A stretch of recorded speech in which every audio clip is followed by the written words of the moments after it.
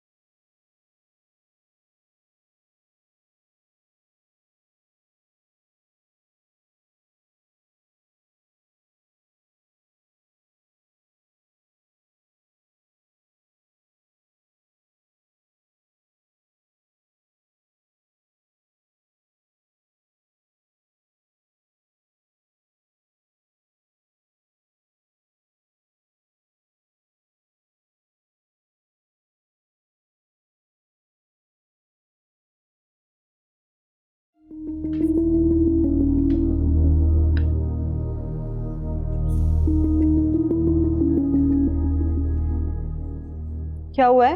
इतना गुस्से में क्यों हैं आप? क्या जरूरत थी सैलरी की बात करने की? वो तो मैंने मजाक में बोल दिया था। और वैसे भी इसमें क्या बुराई है? इंसान को ना अपनी मेहनत का मुआवजा लेना ही चाहिए। क्या हर्ज है इसमें? हर्ज है, समझ गई तुम? है। हमजद, ये आप मुझसे किस लहजे में बात कर रहे हैं? कश्माना, तुम मेरी मोहब्बत का नाजायज फायदा उठा रही हो। क्या किया है मैंने ऐसा जो आपको लगता है कि मैं आपकी मोहब्बत का नाजायज फायदा उठा रही हूँ? तुमसे टाइम मांगो बात करने के लिए तो तुम कहती हो मैं मसरूफ हूं। बाहर चलने के लिए कहूं तो कहती हो मुझे ऑफिस जाना है। कल मैंने तुम्हें कॉल की तो तुम कह रही हो मैं मीटिंग में बैठी हूं। और किसे कहते हैं नाजायज फायदा उठाना? घर में थी मैं, ऑफिस में थी ना। और ये जॉब करने के लिए मुझे उकसाया किसने? आपने। मेरा तो मूड ही नहीं था जॉब करने का। आपकी ख्वाहिश थी कि मैं अपने पांवों पे खड़ी हो जाऊं, और अब जब मैं हो गई हूं तो आप मेरे पैर पे जमीन खींच रहे हैं। बकवास बंद करो। किस तरह बात कर रहे हैं आप मुझसे? ये आप अमजद से बड़े साहब कैसे बन सकते हैं? अब आपको आ जाएगा मुझ पे गुस्सा, हाथ उठाएंगे, मारेंगे। मारे मारे ना इससे। मैं देख रहा हूं कश्माला, बहुत दिनों से तुम हवा में उड़ती जा रही हो। ये पर भी ना मुझे आप ही ने दिए। मैं पर काट भी सकता हूं। आप जहमत मत करें, मैं खुद आपको कैंची ला के देती हूँ, ठीक है? काट दीजिएगा आराम से। और अभी वसीम को बुलाती हूँ और मना कर देती हूँ कि मैं कल से ऑफिस नहीं आऊंगी। यही चाहते हैं ना कि आपके घुटनों से लग के बैठी रहूं, हो जाए खुश। बात सुनो, आज तक किसी की जरूरत नहीं मेरी बेइज्जती करने की, समझ गए तुम? बैठो।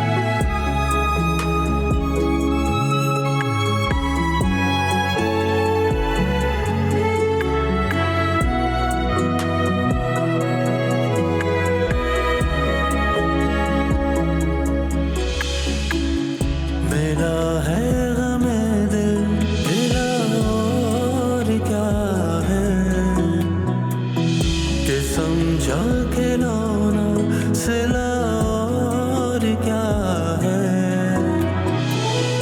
गिला और क्या है, बयां भी है मुश्किल के लखते जिगर भी कहीं भूख खा गई, कहीं आन पर भी ये बेमान छा गई, हिला गई कि जज्बा विदा हो गया है।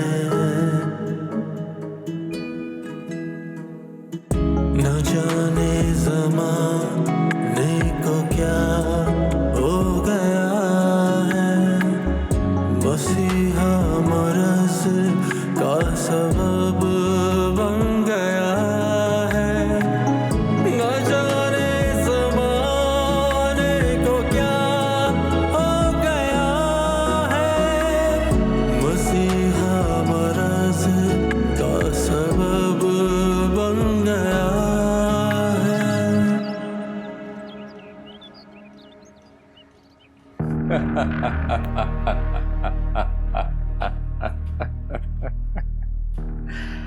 ओह वाह, ये सब कुछ एक स्कैम है और मुझे अब बताया जा रहा है। अमेजिंग। मैंने तो आंटी से पहले ही कहा था कि तुम्हें बता दें, पर उन्होंने कहा जब वक्त आएगा तब बताऊं। अब तो पता चल गया ना तुम्हें। यार कसम से मम्मी, आप ना जीनियस हो, वैसे जीनियस। अब मैं आप लोगों को नहीं बताऊंगा कि किस तरीके से आप लोगों ने कशमाला को कंट्रोल करना है। मैंने भाई साहब के दिमाग में कशमाला को लेकर आहिस्ता आहिस्ता गलत फहमियाँ पैदा करना शुरू कर दी है। आपको क्या लगता है वो आपकी बात मानेंगे? अरे यार, जब कशमाला उनकी वजह मेरे साथ होगी ना, तो वो खुद ब खुद मान जाएंगे। बस हमें किसी भी तरह कशमाला को भाई साहब से दूर रखना होगा ताकि ये जायदाद हमारे हाथ आ सके। किसी भी तरह का क्या मतलब है आंटी? आप अपना खुराफाती दिमाग चलाएं और कोई ना कोई आइडिया निकल आएगा। गाइस, अभी फिलहाल जैसा चल रहा है उसे वैसा ही चलने दें। और वैसे भी अगर एकदम कोई हलचल हुई तो कशमाला को शक हो जाएगा। वैसे कशमाला है बहुत चालाक। आफत की परकाला है वो। ये बात तो मैं बचपन से जानती हूँ। बचपन ही तो अभी उसे याद करवाना है। बचपन की दोस्ती ही तो बदलनी है मोहब्बत में, वो भी फिल्मी अंदाज में, एकदम अचानक। बस कुछ भी करो, मुझे रिजल्ट चाहिए, वो भी मेरे मतलब का। उसकी आप फिक्र ना करें, रिजल्ट्स आपको मिल जाएंगे। मैं वसीम को दिन ब दिन कशमाला के करीब कर दूंगा और फिर जैसा आप चाहेंगी वैसा ही होगा। अभी और कितना करीब लाओगे भाई उसे मेरे? शॉपिंग करवाओ उसको, बाहर ले जाके खर्चा वर्चा करो उस पर। क्या मतलब खर्चा करो? ऑलरेडी इतना खर्चा तो किया है उस पर, अब मजीद खर्चा करें? हाँ, तो अगर मैं उसे लेकर चला जाऊंगा तो पीछे ऑफिस का काम कौन देखेगा? आपका भाई है ना, वो देखेगा। ओह अच्छा, वाकई? चलो फिर तो डन है यार। बस मैं तुम दोनों को फ्री हैंड दे रही हूँ, कुछ भी करो, कशमाला को भाई साहब से अलग करो। लेकिन एक बात का ख्याल रखना, कशमाला को इस गेम पे शक नहीं होना चाहिए, वरना ना तो हम घर के रहेंगे और ना ही घाट के। Okay mummy.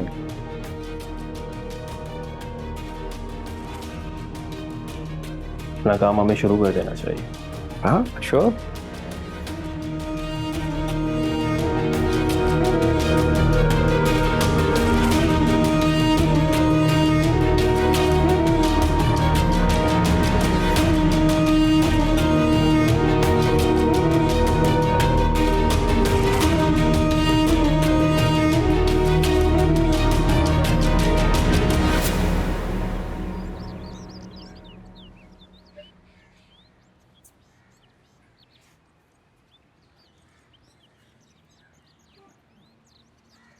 एक छुट्टी का दिन होता है, वो भी तुम मामू की खिदमत में गुजार देती है। तुम्हें पता है कब से तुम्हारा वेट कर रहा हूँ कि तुम फ्री हो तो तुमसे कुछ बात करूं।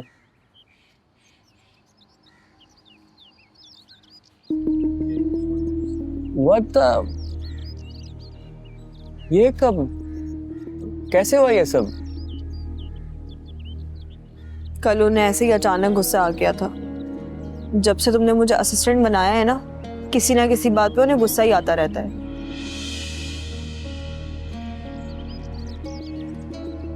एक काम मुझे समझा रहे थे, मैंने कह दिया कि ऑफिस के काम और मसले अलग होते हैं। ग्राउंड रियलिटी क्या होती है आपको क्या पता? तो इसमें ऐसा क्या है? बस मोबाइल दे के मार दिया उन्होंने मेरे मुंह पे। ओह, चलो मैं तुम्हें दवा लगा देता हूँ। आज ये जख्म ना मेरी रूह पर लगे हैं। सोच भी नहीं सकती थी कि अमजद अचानक कैसे बदल जाएंगे। मुझे तो उस दिन मामू पे हैरत हुई थी जब मैंने उन्हें तुम्हारे साथ इतना पोलाइटली बात करते हुए देखा। शादी के बाद वो ऐसे बदल गए जैसे कभी थे ही नहीं। मुझे भी इस बात पे बहुत हैरत हुई। मुझे लगता है कि मामू को तुम्हारा ऑफिस में जॉब करना पसंद नहीं है। कहीं उन्हें हमारे बारे में पता तो नहीं लग गया? नहीं नहीं, ऐसा नहीं है। मामू मुझ पे ट्रस्ट करते हैं। तुम्हें पता है उनको सैलरी वाली बात भी बहुत बुरी लगी थी। अच्छा, तुम्हें जब जितने भी पैसे चाहिए हो तुम मेरे ड्रॉर से ले सकती हो, इसमें ऐसा क्या है? MBA की क्लासेस भी अब शुरू होने वाली हैं। क्या करोगे इतना पढ़ लिख के? रहना तो फिर भी तुमने गंवा रही है। अच्छा, मैं गंवार लगती हूँ? नॉट रियली, बट अभी भी तुम थोड़ा सा देसी हो। तो मैं ऐसा क्या करूं कि मैं गंवार ना लगूं? सच बोलूं या झूठ? सच। तुम वेस्टर्न ड्रेस में बहुत खूबसूरत लगती हो। वही पहन कर आया करो ना ऑफिस में। हाँ हाँ ठीक है, मैं जीन्स पहन लेती हूँ ताकि अमजद साहब एक बार फिर मेरी खालू धेड़ दें। मामू इतना गुस्सा करते हैं तुम पे? उन्होंने ना पहले दिन ही कह दिया था कि मुझे क्या पहनना है और क्या नहीं। और वैसे भी मैं उनकी बीवी हूँ, वैसे ही चल रहा होगा जैसा वो चाहते हैं।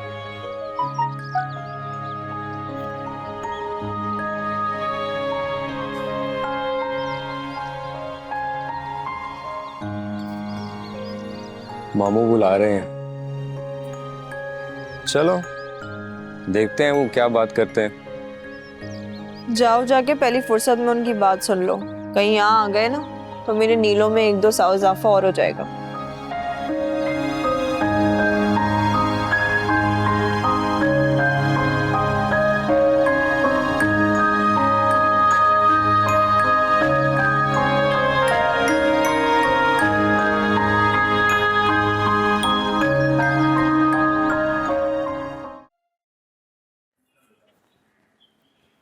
ये वाह।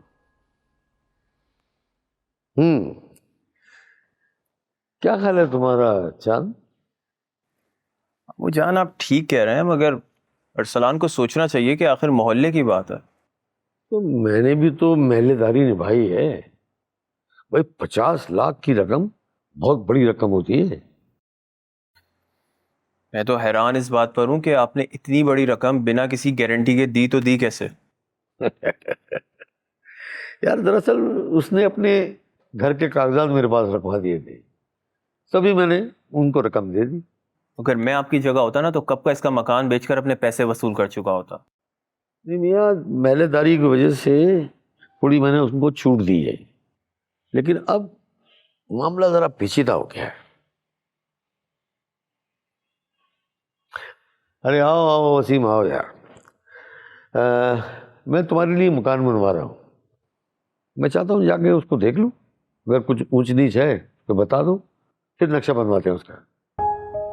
और वो अरसलान वाले 50 लाख का क्या?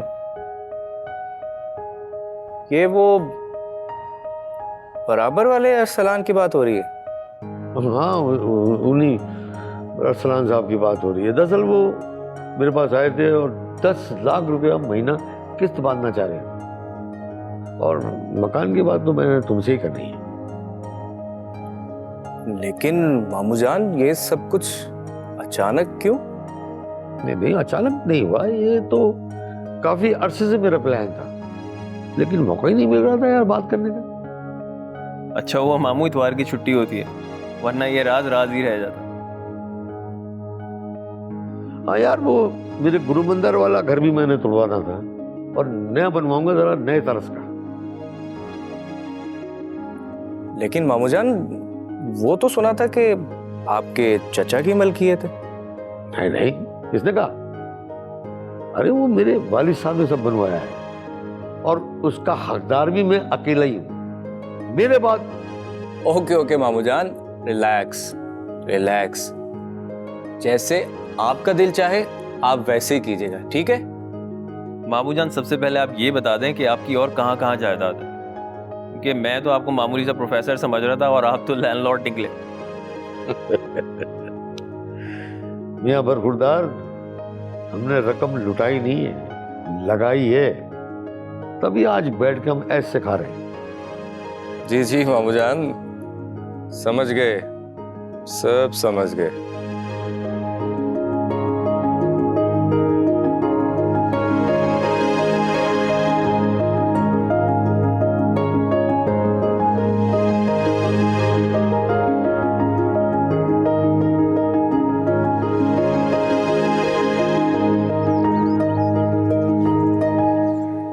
परेशान ना हो डॉक्टर साहब, अल्लाह सब अच्छा करेगा।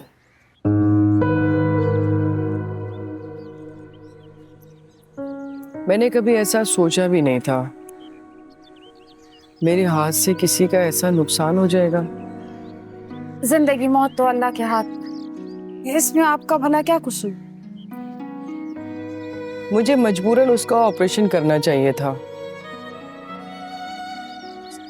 अगर उसके बाद भी वो मर जाता तो? मैं तो कोशिश कर सकती थी ना उसे बचाने की। उस दिन आपने खुद कहा था ना कि इस दुनिया में बहुत औरतें, बच्चे, मर्द पैदा होते और फिर मरते भी हैं। इस लड़की की हालत देखी थी कैसी थी। बेटे के चक्कर में एक के बाद एक बेटी पैदा किए जा रहे हैं। इसमें भला उस मरने वाली का क्या कसूर? ये बात तो उसके मर्द को सोचनी चाहिए थी ना। समझाया था उसे, औरत ताकतवर होगी तो बेटा पैदा होगा ना,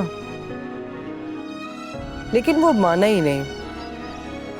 अब कैसे पालेगा बगैर माँ के 4 बेटियों को? ये मर्द ना बहुत जल्दबाज होते हैं डॉक्टर साहबा, देखा नहीं आपने? एक के बाद वो दूसरी लेके आ गया। हाँ। तुम लोगों को क्या लगता है कि मैं क्यों कश्माला को रास्ते से हटाना चाहती थी? लाखों करोड़ों की नहीं, बल्कि अरबों की जायदाद है भाई साहब के पास। तुम दोनों की सोच से ज्यादा पैसा है जो मैं कश्माला के हाथ तो नहीं जाने दे सकती। तो मामू ने जायदाद से आपको कितना हिस्सा दिया था? उस वक्त तो उन्होंने बस घर का हिसाब करके कुछ रकम मेरे हाथ में दी थी जहेज के नाम पे, और मैं भी बेवकूफ थी, कुछ बोल ही नहीं सकी। लेकिन अब मुझे जायदाद में से हिस्सा नहीं, पूरी की पूरी जायदाद चाहिए। मुझे तो लगता था मामू ने बस 2-4 दुकानें और मकान बनाए। हम बिला वजह इतनी मेहनत नहीं कर रहे। ओह, अब समझा। मतलब अगर मामू मर जाते हैं तो सारी की सारी जायदाद कश्माला को चली जाएगी, इसीलिए आप उसे रास्ते से हटाना चाहती हैं ताकि सारी की सारी जायदाद कश्माला के बजाय आपको मिल जाए। उसे तो मैं वहां ले जाके फेंकूंगी जहां से वो आई थी। कहाँ से आई है वो?